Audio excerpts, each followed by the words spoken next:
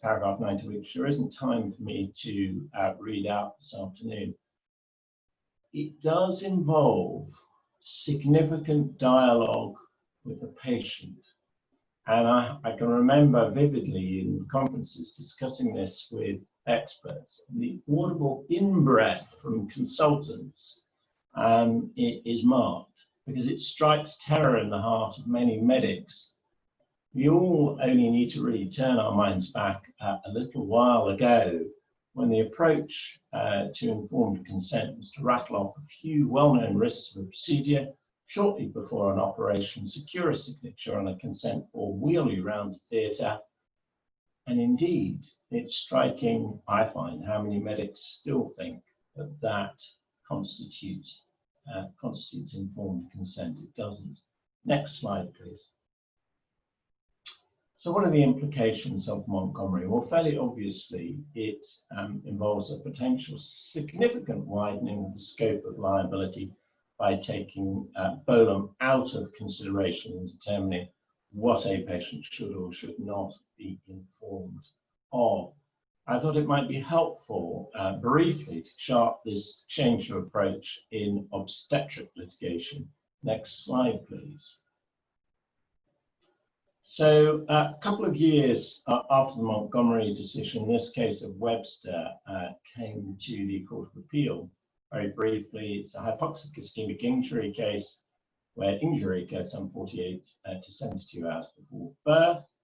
It was an ultrasound midterm 34 plus 3 days gestational age that showed an unusual set of features: asymmetrical growth restriction and polyhydramnios, i.e. excess glycol present. The consultant failed to appreciate that, and he negligently failed to follow up those ultrasound abnormalities. When the claimant's mother was admitted to hospital on her expected date of delivery, she found that the consultant should have discussed induction of labour with her, even though the judge found it was not negligent to advise conservative management proceeding to spontaneous vaginal delivery. The judge found, and the Court of Appeal upheld, the mother would have elected induction of labour on the basis of the material risks of continued conservative management, which would have avoided damage. Now that is a strikingly different pathway to conventional bolum/Bolitho analysis, namely, it was the consultant negligent in not offering induction of labour. And for anyone who does a lot of this litigation, gives rise to the whole question of, well, is there now a right, along with a right to demand a caesarean section, to demand induction of labour? And that can have significant implications in this field. Can we go to the next slide, please? This is a very recent case, a few weeks ago at NKX. It's a decision of Simeon Mascri sitting as a Deputy High Court Judge. And as you might expect from somebody who's so practiced in the field, it's a seemingly bomb-proof judgment, which I anticipate will have been deeply galling to the defendant, given the findings on antenatal management. Now, this is a case where a mother who elected vaginal birth after caesarean section in the antenatal period and elected for birth centre management of the actual labour with intermittent auscultation rather than continuous fetal monitoring, was entitled on admission when she was in labour to be counselled again as to the management plan. Simeon in that particular case rooted his finding on the basis of an agreement by the midwife experts in that case. But it is pretty striking because it implies, and certainly contrary to my experience, that there must be a further discussion when a pregnant mother turns up in labour having made a prior decision about how she wanted the birth managed. And having found against her in relation to whether or not she was counselled correctly in the antenatal period. He found that not only was she entitled to be counselled again, but on this occasion, notwithstanding the fact that she'd elected intermittent auscultation in the birth centre previously, she would have elected continuous fetal monitoring. And in view of the circumstances, that would have resulted in signs of impending uterine rupture having been detected, a bradycardia shortened, and the claimant would have had a better result. We'll come back to that case next week in the context of material contribution and causation. He did provide, as it were, a second strand of reasoning, which I suspect will prevent an appeal by the defendant on a standard Bolam analysis, which we don't have time to go into. Next slide, please. So this is a Scottish case which certainly repays looking at. Went to the inner house following the claimant being unsuccessful at first instance, and it examines the limits of the counselling obligation in the course of labour.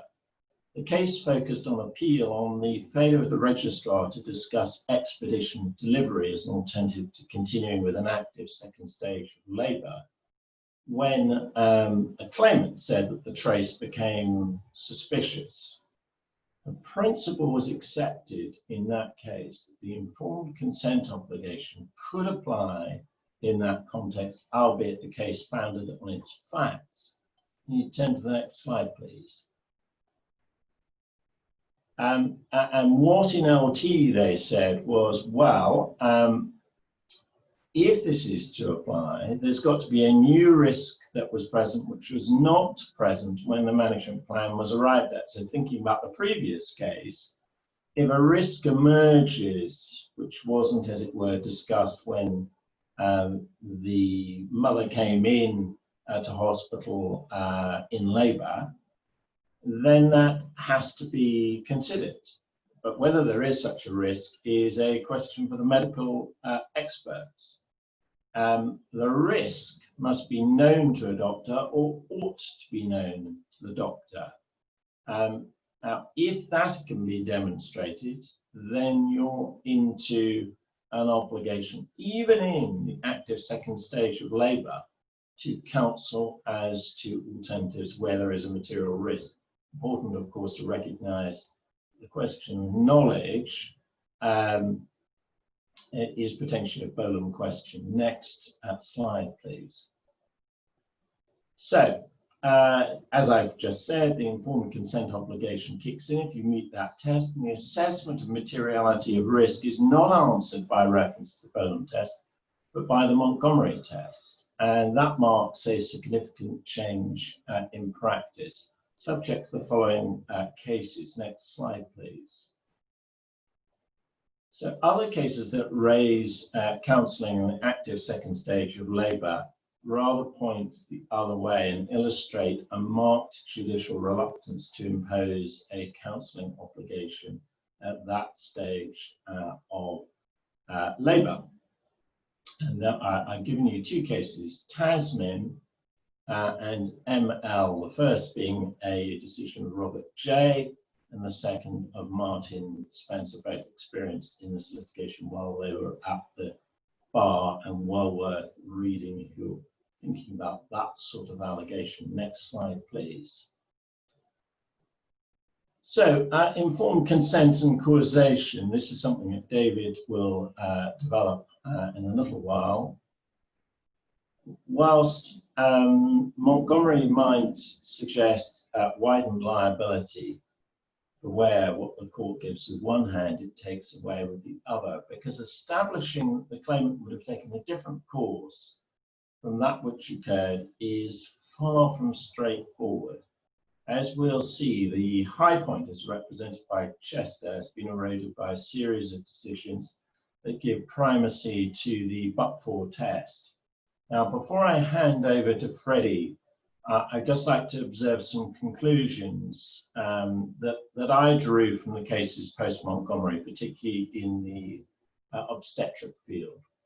Seems to me that for lawyers doing this work, we have to be very careful now to pull together those elements of a case which are susceptible to a Montgomery analysis, recognizing, as we'll illustrate when Freddie speaks, that it applies across the entire field of medical treatment where there are reasonable alternative forms of management.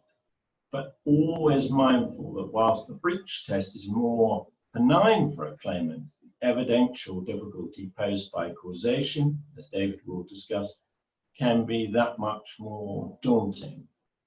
And it seems to me the key is to require our experts to think more flexibly and to be able to move seamlessly from a Bolam/Bolitho frame of reference to a Montgomery frame of reference without the preconceptions that certainly I have experienced in conference with experts, and recognizing the law's special regard for patient autonomy.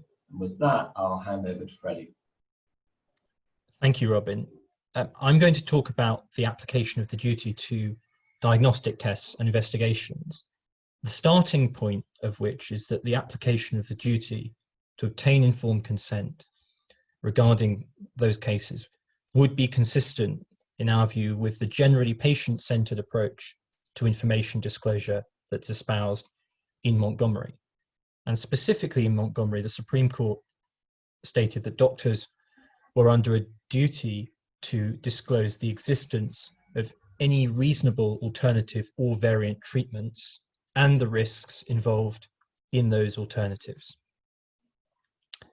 They recognized that further, paragraph 109 of the judgment, that decisions about medical care are more nuanced than simple yes or no questions, and that the information about the respective choices has to be presented to the patient. That approach, in our view, is supported by the guidance of the General Medical Council regarding advice that should be given to patients. And it's arguable that this guidance represents cogent evidence of what constitutes good medical practice in the context of medical disclosure. And it's worth noting that it was relied on by the Supreme Court in Montgomery. Firstly, in terms of the guidance, the good medical practice of 2013 states that doctors should follow a partnership model, sharing information relevant to their care, condition, and options for treatment. And secondly, and importantly, in the General Medical Council's document entitled Consent, Patients and Doctors Making Decisions Together from 2008, doctors are instructed to provide information to patients about any uncertainties about the diagnosis or prognosis, including options for further investigations, and the potential benefits, risks, burdens, and the likelihood of success for each option. The scope of the duty in relation to alternative treatments was confronted in the case of Birch, which predated Montgomery. The fact that it predates Montgomery is likely to strengthen rather than undermine its precedential weight. And in Birch, the claimant underwent a cerebral angiogram as a diagnostic procedure.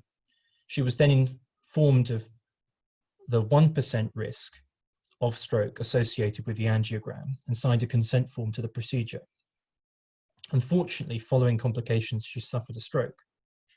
The claimant had not been informed about the comparative risks of the alternative option of having a non-invasive MRI scan followed by watchful conservative treatment. And Mr. Justice Cranston held that the duty to inform a patient of the significant risks would not be discharged unless she was made aware that fewer or no risks were associated with another procedure. The fact that the risk associated with the catheter angiography was small was irrelevant, given that there was no risk of stroke at all from the MRI. And he said that the claimant should have been given a full and fair explanation of the risks. And it should be noted that although the patient's medical history was unusually complex in this case, it doesn't limit the applicability of Mr. Justice Cranston's reasoning in Birch.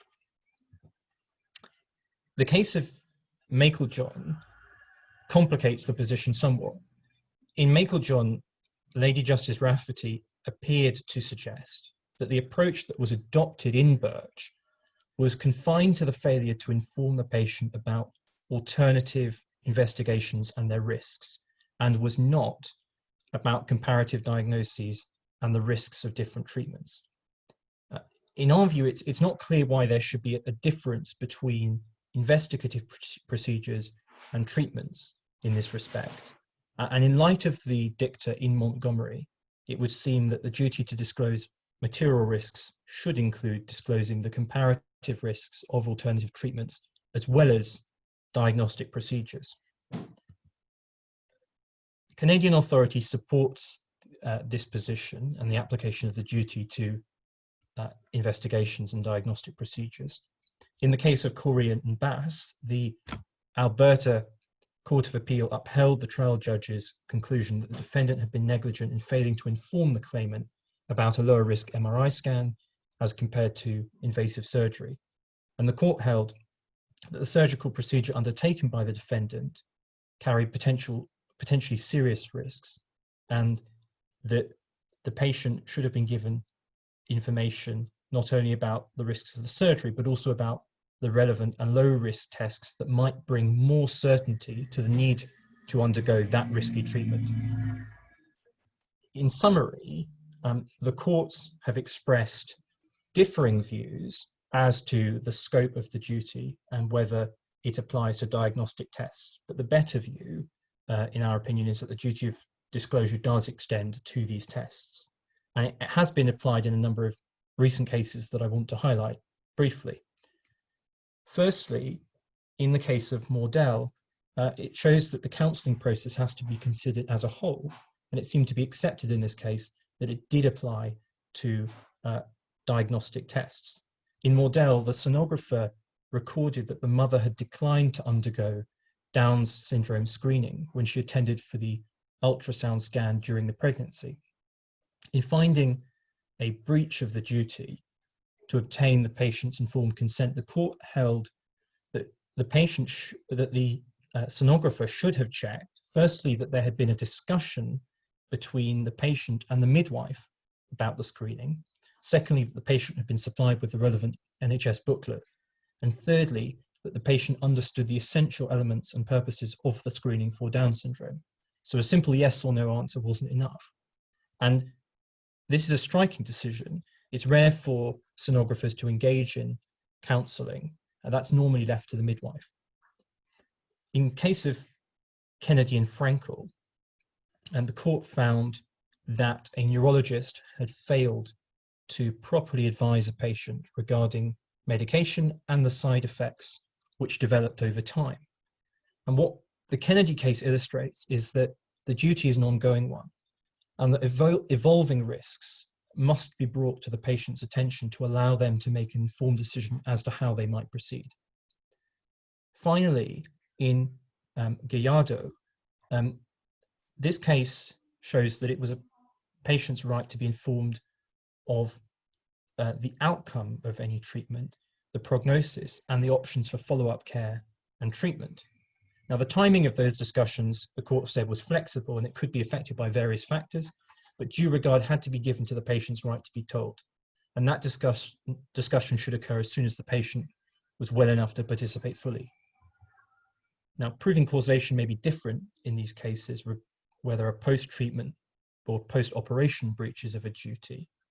Although in Gallardo, the causative failures were established because the patient was able to show that the failure to advise of the risk of a recurrent malignant tumour and the need for regular monitoring had exacerbated his injuries.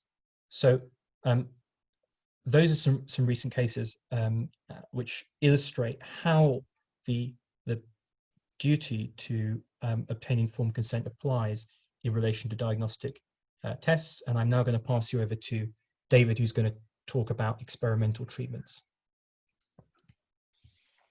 Thanks, Freddie. Freddie, can I have the next slide, please?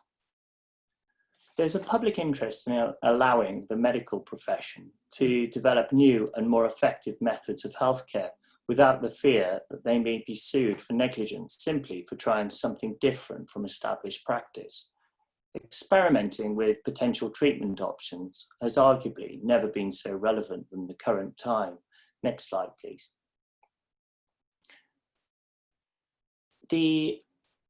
Sorry, Freddie, can you go back one? Mr. Justice Mustill stated that where a doctor embarks upon a form of treatment which is still comparatively untried, with techniques and safeguards which are still in the course of development, then if the decision to embark on the treatment at all was justifiable and was taken with informed consent of the patient, the court should be particularly careful not to impute negligence simply because something has gone wrong. Next slide, please. The Royal College of Physicians guidance on research states that when an activity is undertaken solely with the intention of benefiting an individual patient, and where there's a reasonable chance of success, the activity may be considered to be part of a medical practice. The progressive modifications of methods of investigation and treatment in the light of experience is a normal feature of medical practice and is not to be considered as research. In contrast, where an activity involving a patient is undertaken with a primary purpose of testing a hypothesis and permitting conclusions to be drawn in the hope of contributing to general knowledge, this is research. The fact that some benefit, expected or unexpected, may result from the activity does not alter its status as research. Next slide, please. Next slide again, please. It's not acceptable for a defendant to justify its actions by stating we were taking a step into the unknown and the risks were unforeseeable. There's an obligation on defendants to think things through and to risk assess the venture into the unknown. Can I have the next slide, please?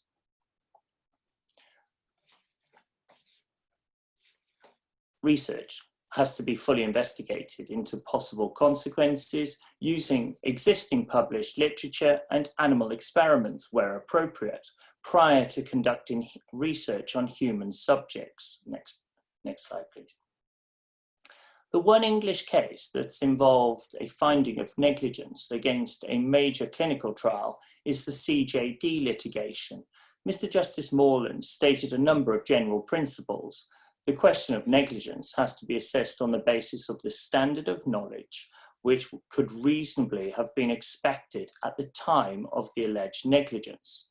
The risks of the program had to be weighed against the benefits. Next slide, please. The standard of care applied to publicly funded or sponsored research should not be lower than applied to commercial operations. The same duty with the same standard of care is owed to all patients who are the subjects of clinical trials on new therapeutic programs, whether the responsibility of a pharmaceutical company, government department, or other agency. The standard of care to be imposed in respect of a committee is that of a responsibly competent and carefully inquiring group of professionals in the relevant disciplines of sufficient standing to be entrusted with the membership of that committee, bearing in mind it's a committee which is not merely advisory, but is carrying out executive and administrative functions. New slide, please. The goal of the Declaration of Helsinki was to prevent human subjects from being mistreated. The declaration provided guidance for physicians who were conducting clinical research and focused on researchers' roles and responsibilities when it comes to protecting human subjects. It includes potential subjects must be adequately informed of the aims, methods, sources of funding, any possible conflicts of interest, institutional affiliations of the researcher, the anticipated benefits and potential risks of the study, and the discomfort it may entail. They should be informed of the right to abstain from participation in the study or to withdraw consent to participate at any time without reprisal. Research subjects should then give a free, informed consent, preferably in writing. Patients may think that if they were to decline to participate, that subsequently they would not be given the best available treatment or the most careful attention of the medical staff. Next slide, please. Professor Andrew Grubb has set out the factors that are required to be adhered to for valid consent to be given for research treatment in his opinion. And they are, if the consent is to be valid, patients must be informed that they may refuse to participate in the research project or may withdraw at any time from the research and will suffer no adverse consequences in the terms of the treatment they will then receive. That they will be a member of a control group in a trial, which is intended to evaluate the effectiveness of a new therapy, and that the trial is a randomized controls trial. New slide, please. There are competing views as to whether a research intention imports a greater responsibility for information disclosure. It could be said that patients' needs for treatment is the consequence of their medical condition, and any question of the potential benefits of research to the public is incidental. A further view is that informed consent undermines the cogency of the research study because patients will know that their treatment might not work. New slide, please. The following are a series of Canadian cases that provide useful common principles. Mr. Ringrose was an Alberta gynecologist and defendant in 2 significant reported cases following his experimental tubal sterilisation with silver nitrate. The judgments are worth a read. They reference the following principles, amongst others. Research should be well designed and should seek to minimise the risks to the research subjects. Next slide, please. Standard of care was that of a reasonable doctor, considering all the circumstances, including the seriousness of the condition, the risks, the patient's capacity to comprehend and decide the question involved, and the likely effect on her or him of the knowledge of the risks involved. The court should be alert to the risk of a conflict of interest between the patient's welfare and the interests of the doctor, particularly when the doctor is prescribing their new process as distinct from the objectivity that was to be presumed in the use of someone else's new process. Finally, a degree of care is expected which is commensurate with the risk involved. An innovative treatment would be regarded as inherently risky until it has been tried and tested. New slide, please. Coughlin is a Canadian case which is a good example of an obvious breach of duty. In that case, the defendant was held liable for failing to disclose that the contemplated operation was novel, unique to him, and he was under investigation by a professional body, and for failing to inform the claimant that other medical experts had specifically advised against that form of neck surgery. Next, I'm going to move on to causation. Next slide, please. Further consideration, sorry, they're for another day. Let's move on to causation, please. The duty to disclose alternative treatments is subject to questions of causation. If the failure to inform the patient of alternatives made no difference to the outcome because the patient would have accepted the recommended treatment, the claim will fail. As a practical tip in formulation of your cases, try to identify the exact nature of the information which was allegedly not given to the patient and establish its relevance. For example, when the patient would have chosen a different treatment option or chosen the same option at a different time, and the consequences of those divergent paths. Next slide, please. It is a subjective test to be applied by the court in theory, but as you've heard from Robin, there have been developments and it evolved into an objective and subjective test. If it was a subjective test, that would be a very simple question. It's clearly not that simple anymore. So can we move on to the next slide, please?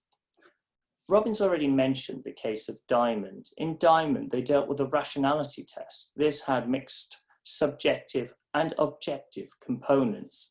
The Court of Appeal decided that the judge met the requirements set out in Montgomery in that he took account of the reasonable person in the patient's position, but also gave weight to the characteristics of the appellant herself.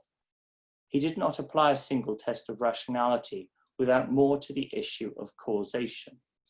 Next slide, please. The following cases provide helpful guidance on relevant matters considered by the court when determining the issue of causation. And these should be considered when presenting your cases. The inference of hindsight, weighing claimant's evidence against other objective criteria in order to assess credibility. Next slide, please. The claimant's temperament, any prior treatment for the same or a similar condition, the nature of the relationship between the patient and doctor, whether the procedure was elective or urgent or even emergency, and the nature and degree of the risk involved. Next slide, please. There is no rule of law that claimants must give out evidence personally about what they would or would not have done if they'd been properly informed of the facts before making a decision. It's probably a bad evidential decision, though, to not do so. Next slide, please. Doctors acting paternalistically, this is the traditional approach, and it's an approach that should stop, and it's an approach that may assist claimants in respect of causation. And you're referred to paragraph 101 of Montgomery. In that case, the obstetrician gave evidence that she didn't give this information precisely because most women would elect to have a cesarean section if informed of the risk of shoulder dystocia, contrary, in her view, to their best interests. Next slide, please. If alternative treatment options carry equal or greater risk, it may lack credibility to say that these would have been opted for in the circumstances. Next slide. The more serious the patient's medical condition and its potential consequences, if left untreated, the more difficult it will be for claimants to persuade the court that they would have done something different had the specific risk been disclosed. Next slide. In Glancy, the claimant lost, having said in evidence that he would have done anything to relieve the pain he was suffering prior to surgery. In that case, it's quite obvious why he did lose. Next slide, please. I now want to talk about Moyes, which was a case upheld in the subsequent case of Wallace versus Cam as being the relevant law. Where there are cumulative risks, some but not all of which claimants have been informed about, and they would have declined treatment had they known of the total risk, they do not have to prove that the specific risk which has materialized was the one about which they were not informed. Next slide, please. Moving on to the scenario of uncertain claimants, the judgment in McAllister by Mr. Justice Rougier, in which he looked at all factors very broadly when addressing causation, is a very well thought out analysis worth considering, and it would be helpful to consider that when formulating your evidence. If we've got time, I'll come back to that. Chester and Afshar, many of you will be familiar with this judgment, and Robin's referred to it already. The facts were unusual, and the conclusion stretched the boundaries of causation. Had Miss Chester been appropriately counselled, she would not have consented for surgery, and she would have postponed the decision and sought a second and perhaps third medical opinion. But she could not say what she would have done. Lord Hope provided a three-stage test. The injury was intimately involved with the duty to warn. The duty was owed by the doctor who performed the spinal surgery that Miss Chester consented to. It was the product of the very risk that she should have been warned about when she gave her consent. As Robin has already elucidated, subsequent case law has served to limit the scope of application of this judgment. It would apply in a medical negligence claim where a claimant would otherwise have been without a remedy in similar circumstances to Chester, where neither the claimant nor the court could say what she would have done in the circumstances if she'd been appropriately consented. Arguably, you can still argue that the claimant would not have undergone the operation on that date and would have done so on another day when the material risk would not likely have eventuated. This appears to be, however, to be hanging by a thread and subject to a case being brought to the Supreme Court to address this. Note the evolution of the case law since Chester. I've flagged up a series of cases. White. Can I move to the next case, please? Next slide, please. Beery, and in Beery, Lord Justice Dyson considered that Chester was exceptional and constituted a departure from established principles of causation, justified by the particular policy considerations involved in patients given informed consent to medical treatment. Correa is a significant case. Two significant points arise from the judgment. It was crucial finding in Chester that if warned of the risk, the claimant would have deferred the operation. If the claimant was to rely on the exceptional principle of causation established by Chester, it was necessary to plead the point and support it by evidence. Next slide, please. In Deuce, it was held that the majority decision in Chester did not negate the requirement for a claimant to demonstrate a but-for causative effect on the breach of duty. Deuce was a laparoscopic hysterectomy and bilateral salpingo-oophorectomy, removal of the ovaries. It involved the development of chronic post-operative pain. The case failed on the basis that the understanding amongst gynecologists in 2008 of the existence of a risk of chronic pain or of neuropathic pain, whether that was in the long term or the short term, was insufficient to justify the imposition of a duty to warn of such a risk, but also on causation. She would have likely undergone the surgery in any event, and she wanted it in any event because she had elected for the procedure already knowing of serious risks involved in the procedure. Next slide, please. Finally, and this is a very significant case on appeal to the Supreme Court, Khan versus MNX, a wrongful birth case involving a claimant who underwent a test for haemophilia in anticipation of having a child. The doctor arranged a blood test and led the claimant to believe that she did not carry the haemophilia gene. The claimant then gave birth to a child with haemophilia and autism without having fetal testing for haemophilia. If she had known she was a carrier, she would have had a fetal testing and a termination. The Court of Appeal stated the scope of the doctor's duty had only been to advise and investigate in relation to the risk of haemophilia, and the judge's finding that she was liable for a type of loss which did not fall within that duty meant that the judge had failed to apply the test in SAMCO. The SAMCO test required there to be an adequate causative link between the breach of duty and the particular type of loss claimed. Now, that is my last slide. We'll now respond to questions, and I'll pause there and wait for the questions. There aren't any at present. Oh, we've obviously stumped you all.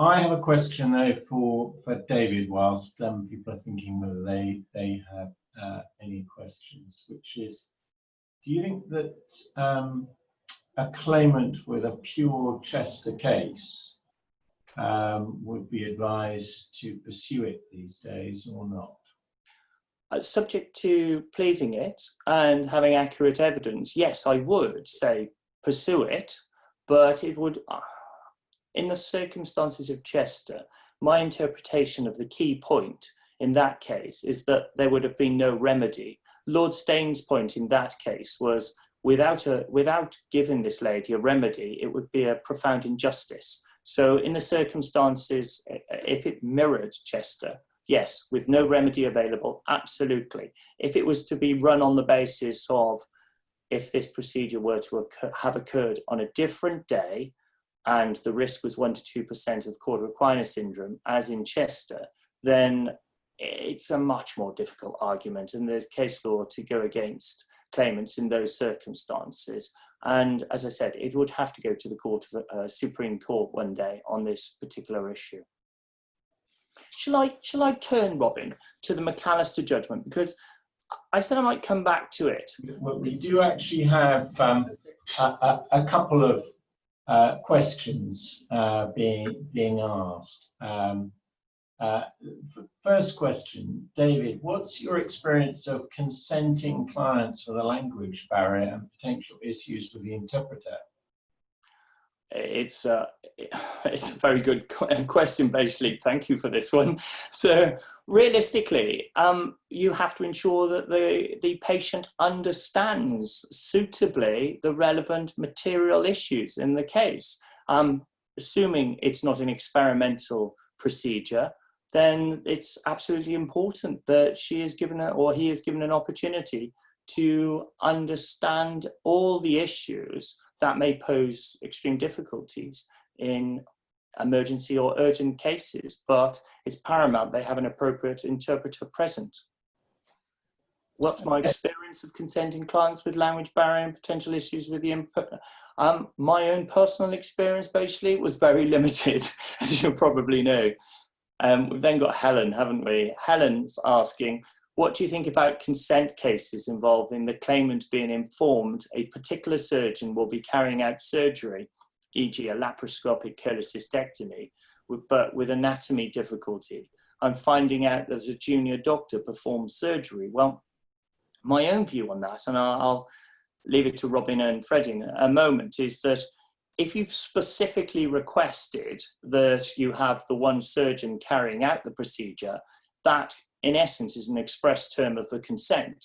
However, if you simply are told that I will probably be doing this and I'm the consultant, and then on the day there is an alternative doctor, you should be given an opportunity of clarifying with that doctor what their risks, how their risks differ from the normal procedures, whether they have had any complications in the normal way. So I think it's an important point to establish that if it's an express agreement to consent, then I think you're entitled to, and you weren't given an opportunity to revisit consent, then I think you could advance a claim. However, if it is a position where you were given an opportunity and chose not to take it, then I think you'll fail on causation. But I'll see what Robin's got to say on that. I think the key point lies in the way Helen's put her question, which is finding out that a junior surgeon performed the surgery, you were presumably being consented to it being done by a laparoscopic subspecialist.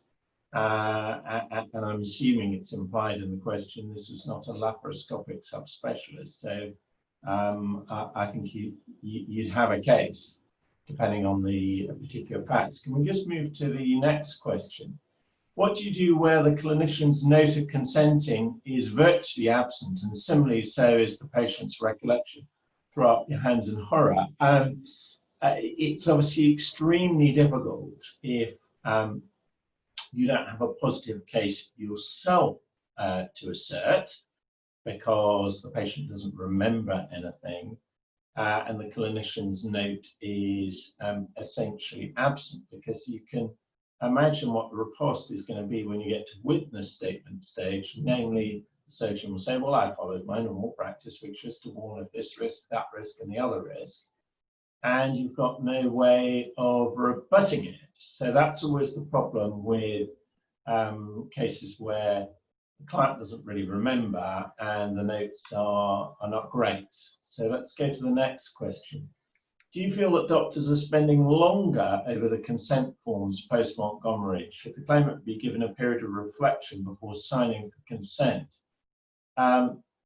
Two questions there. So dealing with the first bit, yes, I do think doctors do spend longer over the consenting process, and good practice indicates that the claimant should be given a period of reflection before signing the consent form. So hence why written information is very often now provided at a preoperative consultation. And the days of you simply bowl up for surgery on the day and the anaesthetist meets you, as I described earlier, should be a thing of the past. But there may be, I mean, I have a case on at the moment where there is very much a live issue as to when consenting should have occurred, because private case, surgeon in London, patient in Scotland. And so the opportunity for preoperative counselling was limited. And be interesting to see how that plays out as to how preoperative counselling should take place. But our case, in that particular cases, that's still required a Montgomery compliant preoperative discussion, remote from the day of surgery, particularly in the context of private surgery where you may be paying up front.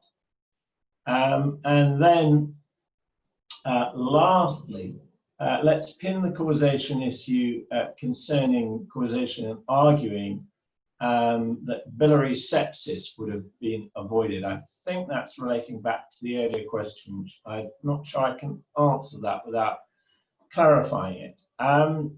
Then this from Madeline, it's very difficult getting a client to think back to the consent process surgery, to ask them to say what they would have done if they'd known all the risks without using the benefit of hindsight, particularly if it was many years ago. How do you suggest approaching this? This is a really difficult one. And I mean, my practice is to role play the process with my expert and the client. Obviously, you need an initial witness statement, signed witness statement, setting out what the claimant's case is. But it's really has to be shaped against, you know, what would Montgomery compliant consent look like, and try and take the patient back to not thinking about things with hindsight. And you know, a lot of the cases where claimants lose on causation is because the judge fastens on hindsight or says, you know, look, it's just not realistic. You wouldn't have taken that decision because the alternatives are inequitable. It's a kind of very multifaceted process, thinking about the factors that were identified by David, his sort of checklist of points are well worth going through. We then have another one. I have a claim where the claimant was due to be discharged from hospital in March pre-lockdown. Claimant was elderly and diabetic, but diabetes is under control. Nurse checked with the consultant over the phone. It was decided, sorry, I nearly lost that, she would benefit from staying in the hospital rather than being discharged home. 1 week later, she developed COVID in hospital and passed away. Breach of failure to discuss options and consent to stay in hospital. Oh gosh, I think I need to think about that one. I don't know whether Freddie and David have got views on that curveball. I think it's quite a difficult one. I think you need to consider all the expert evidence in relation to that as well, because I think we're at a very live time, aren't we, with regards to risks and benefits of discharging patients in such circumstances. I'm sure it's going to arise. That there will be litigation about patients who've been discharged from hospital to care homes, and where they may well have been discharged prematurely and then into an environment of infection. And the consent obligation, I think, in those circumstances is going to be very much conditioned by the state of knowledge at the time. And the state of knowledge at the time is highly variable, as I see it. Sorry, I was going to say, you have to consider other circumstances as well, wouldn't you, Robin? And see what her Muse score was, what her observations were like, what her white cell count was like, and so on, to decide how suitable she was to be discharged home in those circumstances. So a couple of comments which I'll just read out. One from Helen Royals-Jones, which I think is helpful for all of us to know. I had a change of surgeon case and liability was admitted pre-action by NHSR. So there you go. And this from Janine, less a question, but more of a comment. I've delivered consent training to some clinicians who specifically asked their clinic coordinators to be there. Are they not, they do not feel that time allocated in clinics allows sufficient time to provide for Montgomery compliant discussions. I'm not surprised by that. I mean, I do think that is an obvious issue. Well, thank you all for your very helpful and insightful questions. There may be more questions you have.